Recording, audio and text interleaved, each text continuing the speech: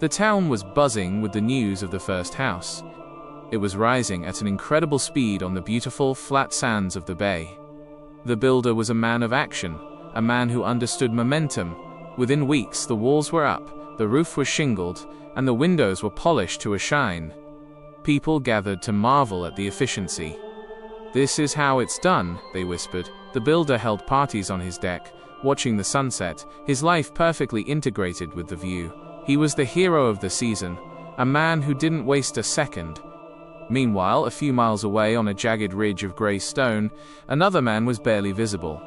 He spent his days in a deep, dark hole.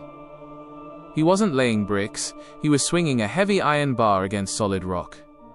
He was sweating in the shadows while the sun was out. Weeks passed, and he had nothing to show for it but piles of rubble and a hole that looked like a grave. The townspeople laughed when they walked by. "He's still digging," they joked. "The summer will be over before he lays a single stone." The man said nothing. He kept swinging until he hit the cold, unyielding bedrock.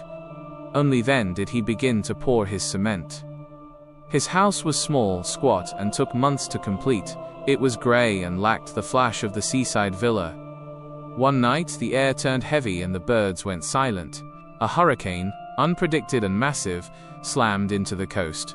The wind screamed at 100 miles an hour, and the ocean rose up like a wall. In the morning, the beach was clean. The beautiful house on the sand was gone. Not a single splinter remained to show where it once stood.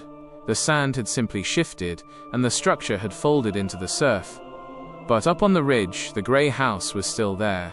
A few shingles were missing, and the windows were battered, but the frame hadn't moved an inch. It didn't stand because it was stronger than the wind. It stood because it was physically part of the planet. The man in the sand had optimized for the sun, but the man in the rock had optimized for the storm.